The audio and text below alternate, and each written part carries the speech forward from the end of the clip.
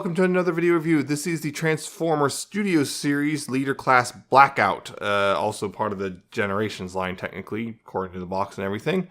Yes, this is the new line that just showed up. This is the one and only one I got from this line so far because, well, this only figure I was interested so far. You can see it's a Pavlo, but we're going to put that off to the side for now because we got to look at this box, which you can see. It's very much a Generations box. You can see that there. It's got a little extra bit here and there for the Studio Series number 8. Takara Tomy logo is now on there, which I think speaks to the announced plans for unification of the brand.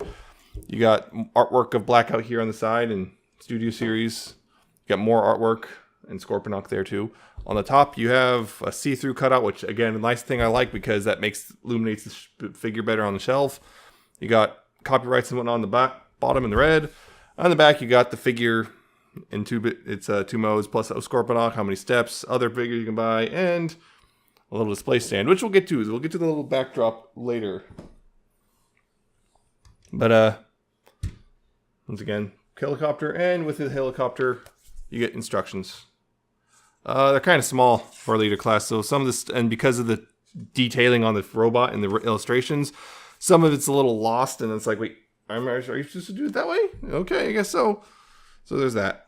But yeah, like I said, it is a Pavlo. Most people are well aware of. It's a very large helicopter. You can see that. And, you know, it's gray. Got little symbols right there. It says Blackout right here on the back rotor. You got a little USAF 4500X, just like the movie. A little detail like that. You got a little bit of panel grip picked on gray. Or that's, I think it's supposed to be the window. You got the cockpit. It's the Epicon symbol in black. Cockpit's made, you know, translucent plastic, so you can see through it. You can see the robot head inside. 4500X again. And yeah, you got the gun, everything. Got landing gear.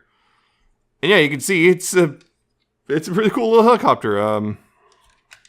Back here you can see this rotor freely spins.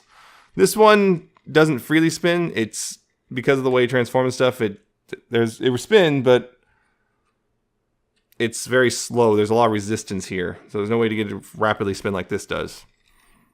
Also, you can see some panel gapping right here, and same on this side. You see more panel gapping. This right here doesn't quite line up. You can see that, which I find unfortunate. And there's more military stuff on those things. But I really, other than those little problems, I really like this helicopter mode a lot. It's big, it's fun. We don't get a whole lot of really good helicopter transformers, I feel. I mean, we got a whole bunch of Combiner Wars, but they're all based on the same mold. But I really like this. This is enormous rotor span and everything. I just like it. It's a nice big figure. Only thing is, I wish these landing gear could retract in some way, in meaningful way. I mean, you could do this, but that's not really retracting. It's just moving down lower. But also, you can see on the bottom, it's you can see all the robot mush down there, which I don't mind personally. But you know, I think the thing here is it's fine here, but once you get to this point right here, you can just see the hollowness kind of pumping through because, well, you can just look back here and oof, yeah. See, that's one of the other problems I think a lot of people could put up on this guy. But other than those things, it's a really solid alt mode. I feel just a really solid one, and I really like it. I just really like having it. I never had a Blackout figure before for the movie line. I really like Blackout's appearance in the movie, so this is pretty much the only one I really wanted out of all the Studio Series so far. Although the rumors of a Soundwave pan out, then I'm jumping on that one too. Yeah, as I said before, the Scorponok, he's actually stored right there. Pull him out. He just kind of clips in real easily. Just pull him out. We'll put Blackout back here. Look at Scorponok here. Let's look at him real quick. Zoom in a little bit.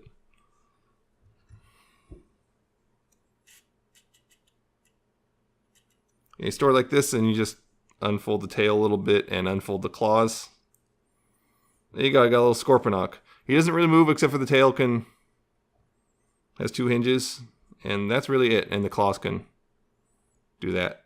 Other than that, he really doesn't move anywhere. His legs don't move at all. It's kind of just a neat little accessory piece, if anything, not really so much a full-blown figure. It is picked out nicely with the silver and gold paint, though. That's really picked out nicely. You even got the little bit of red right there for I guess the eyes. So it's actually really well picked out, I think. It looks nice. It just doesn't really do much. It just kind of looks cool on display, I guess. So you got that.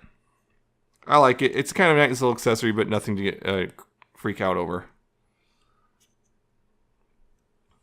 Now for Blackout himself, I keep trying to call him Blackhawk, which is completely the wrong helicopter anyway. But yeah, for Blackout himself, there's one bit of parts forming. You have to remove the tail section.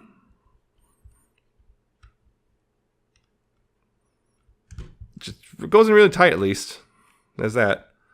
It does peg in at an angle, so don't just try to straight down angle. Take that and then just fold this up. Then you can put it off to the side because it won't be a thing until you get to robot mode. Now the rotors, they all collapse. You just got to find the right one. When you spin it around a lot, you just got to find the right one. Okay, there. Those are the back rotors. And then up here, they kind of split out like this and fold up. They'll fold up like that. That'll just kind of become a sort of a cape for him. And from there, what you want to do is these side pieces right here, you want to untab them and move them forward like this. You also want to take this part right here. You want to take this part and split it like that.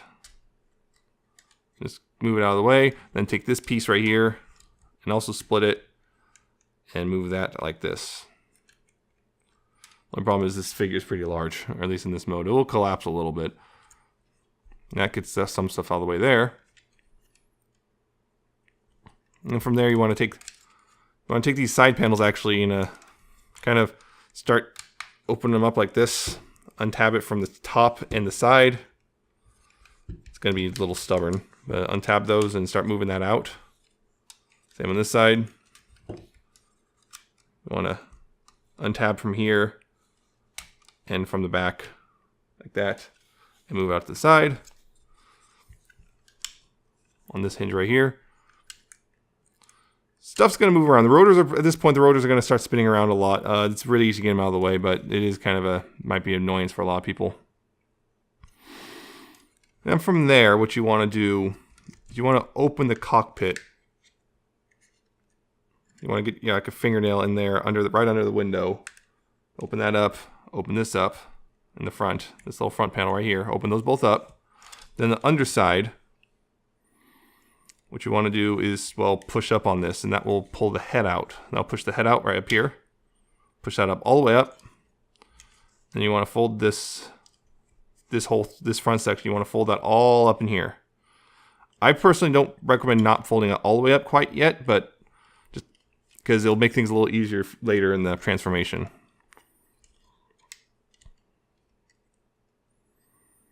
There's, you can see the head and everything.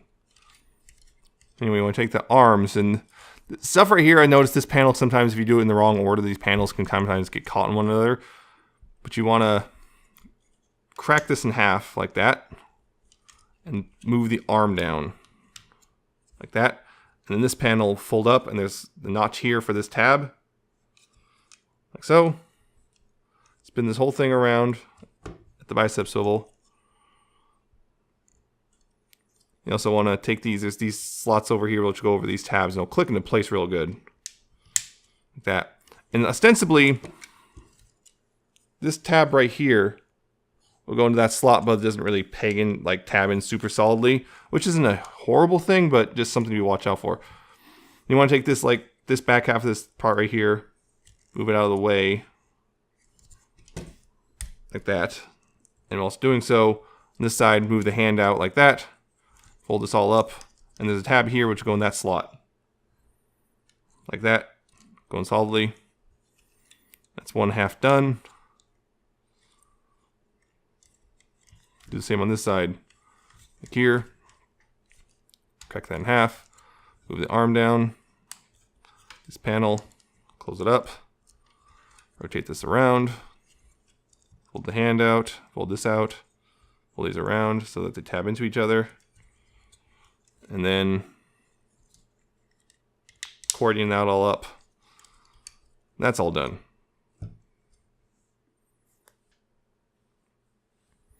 Now, back here, if it hasn't already started coming undone, you want to untap this part right here, these side panels. You want to untap them from the top for both sides. That's where the legs are attached. And up here, this is all tabbed together. You want to separate that stuff down here. You want to separate this and start rotating this forward down here. Also moving this up a bit so it just gets out of the way. Now, here, then, partway through, this is where I'm going to have to move the camera a bit. Partway through, even this is still not enough. Right, partway through there, you want to start moving the legs back, like that. And see, there's a tab here, right where my finger's pointing. They'll go in that slot right there, and that's part of the reason why I don't like to move it up forward, because this kind of slides into place. And whilst you're doing that, you also have to move this down. Now, it goes into place nicely like that. Close this up, move that down. Then you got the, legs extended. Now from here, what you want to do is rotate the legs at the thigh like this, forward, so that these pieces are facing forward. And then down here, you want to move this assembly down so this will come up like this. You see that? Like that. Then you take the landing gear, move it up, both sides.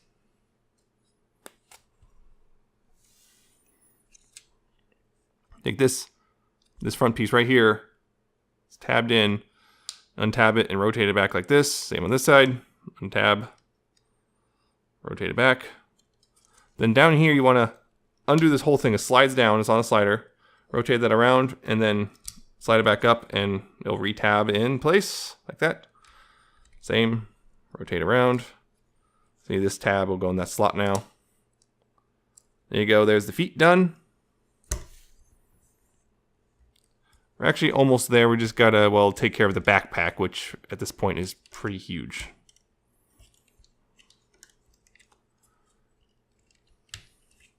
And those pieces right up here, you have to make sure they're tabbed in all the way. I didn't do that earlier.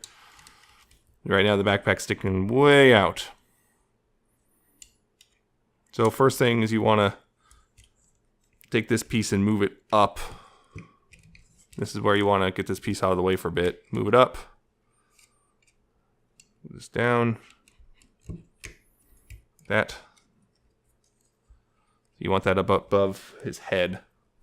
Like that. You might have to maneuver, you might have to maneuver that front piece of the cockpit. You might have to maneuver that around this just a little bit.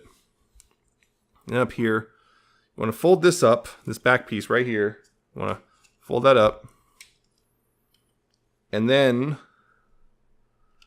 see this piece right here, you got to untab it. And this is kind of fragile. Notice there's a couple stress marks already, but you got to undo this and it goes in there really tight. You got to undo it and fold this whole section down. And while you're doing so, make sure these pieces right here go over the top of things and not below. So you got to make sure they go up over and over like this. And then back here again, while you're collapsing this up, you collapse this piece up. And this tab right here will go into this slot here. Like that. That forms his backpack down.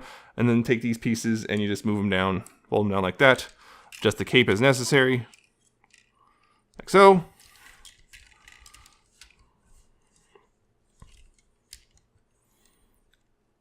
And now you have Blackout in his robot mode. More or less. Although, right now he's kind of fall over because of his backpack. He got Blackout in his robot mode. And yeah, like I said, the payload kind of, lots of it compresses down a bit. He's still a fairly large figure. I mean, you got that. And of course, I almost forgot. You take this piece, and there's a peg here. There's a peg hole here, or on the other arm, but it fits better on this arm, really. And I guess it kind of becomes a rotor / cannon weapon thing. Yes. Oh yeah, and of course this gun. Forgot about the gun. You fold that down. There you go. Now it's finished in his robot mode. And yeah, it looks, well, like a Bayformer, I guess. It's Blackout. It's the first one we saw transform in the movie. I think it's a really great figure. I like how this guy looks a lot, quite frankly. He is a leader class figure, so he's pretty tall. Although he's I think for a leader class, he's actually on the short end of the scale, but mostly because of this backpack mush. But I still think he's a really good looking figure. He's nice and imposing and stuff. And it looks good next to the Scorponok, which, if you remember, Scorponok is a fairly large robot. So, at least compared to human. So it gives you an idea, I guess, scale how big this guy would be. Yeah, it just like it. I mean, it's lots of grays and stuff, but the grays and stuff are picked out by, different shades of gray. You got the military bluish gray, and then you got the darker grays, the silver, more silvery, shiny grays here, and whatnot. You got breaks up a bit, and you got a nice head, I guess. If you like the Bayformers heads, yeah, if you like the Bayformers heads, this is a pretty good sculpt. I mean, there's a lot of intricate detail in there, and little red eyes and everything. It's well picked out detail wise. So there's that. That's a pretty good. That's impressive. Amount of detail. Period. Yeah. I just like how this looks in general. I think it looks really good. The only thing is the shoulders. These shoulders don't like to tab in like they're supposed to. So they kind of flop it forward loosely like that, and that's a bit of a problem there. Yeah. Articulation wise, though, it's, well, you got this head, which can, look left and right, can look up and down a little bit.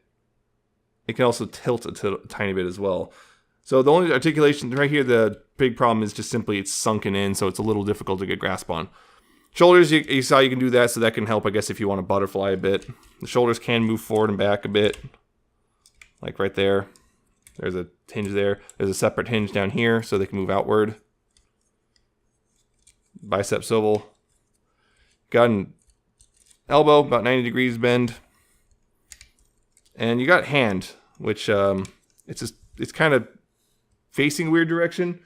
If you see that hand, it can move up and down like that, and the hand can open. So there's that. But not a whole lot otherwise.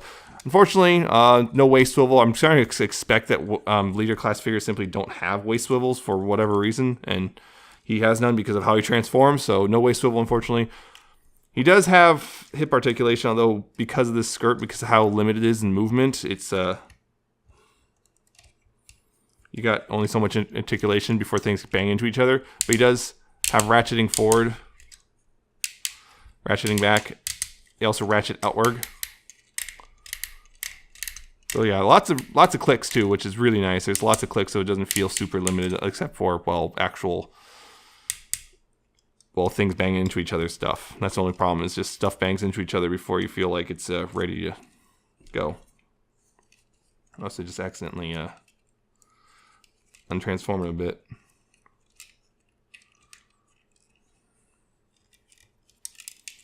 There we go. That's the problem. It's just the articulation's there, the joints are there. Just the problem is things bang into each other. You got thigh swivels though. You got a knee there, right here. You got a knee, and you got a second knee which bends forward. So if you want to give him the chicken legs, you can do that too. His feet though, lots of ankle articulation. So side to side, quite a bit of range there, and forward and back also has quite a bit of range. And you got this thing going too. You got lots of backwards there, and quite an impressive amount of forward. So you can get him into poses if you're dedicated. You can get him into some actually pretty decent poses. So you just gotta know his limits, I guess. So again, he looks kind of nice. Just the big problem is simply weird limitations just due to design, really. I mean, there's only so much you can do about that without fundamentally altering design. I'm not sure that would go out over so well. But whatever, I don't know. Maybe some people would have preferred a more limited design. There you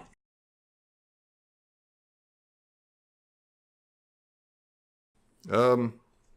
Comparisons. Just for a quick thing, Completely different line, but Masterpiece Movie Optimus. Noticeable height difference there. You see that? Yeah, fairly noticeable height difference.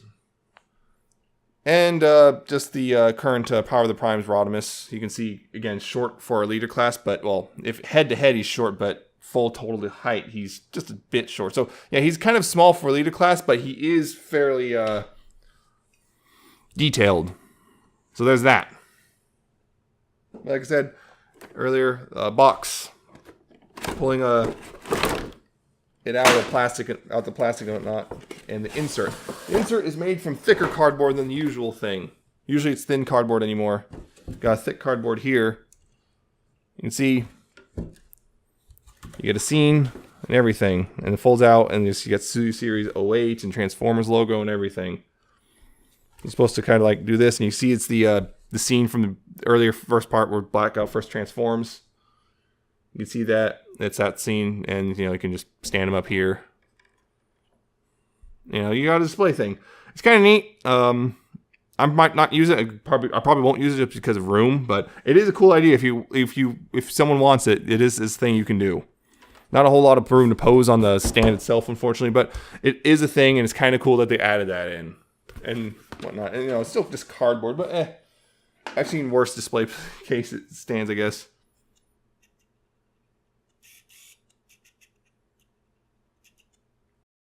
I actually quite like this figure a lot. This is my only studio series. Like I said, this is only my studio series Transformer so far.